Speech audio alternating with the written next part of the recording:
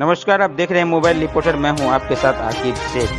कहते हैं इस समाज में सबसे बड़ा अभिशाप लोगों की जिंदगी के लिए उसके परिवार की गरीबी होती है, जिसे समाज के लोग भी उसकी मदद करने से पीछे हट जाते हैं, जिसके कारण आज देखा जाए तो कितने गरीब असहाय परिवार भूख मिटाने के अभाव में रोग का शिकार हो दुनिया के अलविदा कह चुके हैं। बाकी कितनों ने तो सहारा की उम्मीद टूटता देख परिवार सहित आत्महत्या कर अपने घर का दीपक ही बुझा डाला।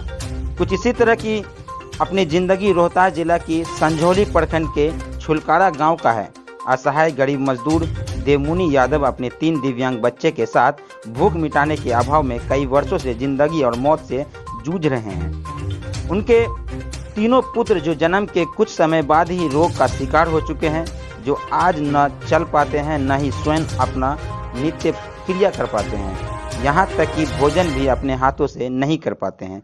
इस दुख भरी जिंदगी में देवमुनि के परिवार का आफत का पहाड़ उस वक्त टूट पड़ा जब इनके परिवार के रहने का एकमात्र आशियाना तो छोटा सा कच्चे मिट्टी का मकान इस बरसात में गिरकर धराशायी हो गया, जिसको लेकर उन्हें अब तक 3 दिव्यांग बच्चों के साथ जिंदगी बोझ सा बन गया है, जिनकी मदद के लिए सरकार की हर योजना भी इस परिवार से वंचित है। फिलहाल बच्चों की मां अनीता देवी और पिता देवमुनि ने समाज के लोगों सहित सरकारी विभागों में जाकर हाथ जोड़ मदद की गुहार लगा रहे हैं, लेकिन मदद की उम्मीद भी धुंधली दिखाई पड़ रही है। इस दुख की घड़ी में इन्हें फिलहाल सर छुपाने के लिए अपने छुलकारा गांव के ही एक हाई स्कूल में शरण लेना पड़ रहा है, जो पूरा परिवार स्कूल के बरामदे पर दंपति अपने 3 दिव्यांग बच्चों के साथ रूखी सूखी रोटी खाकर दिन रात काट रहे हैं। इनके दिव्यांगों में बेटों में मंतोष, संतोष और धनतोष जो 3 बच्चे हैं, कुछ समय बाद से ही दिव्यांग हो गए थे, लेकिन अपने बच्चों के इलाज के लिए इन्हें किसी तरह का सामाजिक या सरकारी मदद आज तक नहीं मिल पा रहा है, जिनके पास अब मरने के सिवा कोई विकल्प नजर नहीं आ रहा है। वहीं इस दुख की घड़ी में संझौली की उप प्रमुख मधु उपाध्याय ने फिलहाल इनकी खाने पीने की व्यवस्था तो करा रही है। उसी तरफ जब इस दंपति परिवार से मिले तो दंग रह गए, जिसमें सबसे गौरतलब बात यह देखने को मिली है कि इस दंपति दिव्यांग गरीब परिवार को सरकारी योजना के तहत न तो इंदिरा आवास, वृद्धा पेंशन सहित इस मजदूर परिवार का नाम बीपीएल सूची तक में शामिल नहीं किया गया है, जो सरकार के स्थानीय विभाग के कर्मियों की कार्यशैली पर कहीं न कहीं एक बहुत बड़ा सवाल खड़ा करता है कि आखिर बिहार में अभी भी इतनी गरीबी से लोग जूझ रहे हैं कि अपनी जिंदगी को दांव तक लगा चुके हैं। देखो 3 किलो के तो बीमारी के चलते पहुँचल इलाज संबंध में तो हम अपना से जहाँ तक भरपाई करे खातिर कोशिश कैनी, लेकिन सक्सेस ना भइलन। जा लोग के पैर के जो शरीर से लोड बुए तो नहीं ले पावत, पैर लोग को न गोल, हाथ न गोल। वही बीच में लोग के कतनो कुछ भी प्रयास करते हुए फिर भी लोग के शरीर के अंदर कोई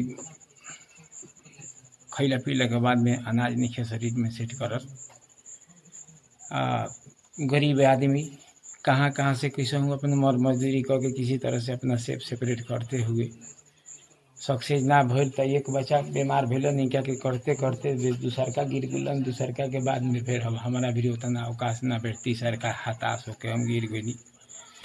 अब गरीब आदमी हम देखनी कि कम ना कुठी में हाथ लगाई, जो भी हमारा भी उचित बुझाई लोग अनुसार से चलनी। फिर के बाद में सरकार ही यहाँ पहुँचनी हम अपना गरीबी के लेके, लेकिन गरीबी लिखला के बाद में ब्लॉक तक पहुँचनी। ब्लॉक के बाद में प्रखंड में वो हमारा खाली मधु उपाध्याय जी ऐसा मिलली कि थोड़ा हमारा दुख के दर्द के महसूस कैनी।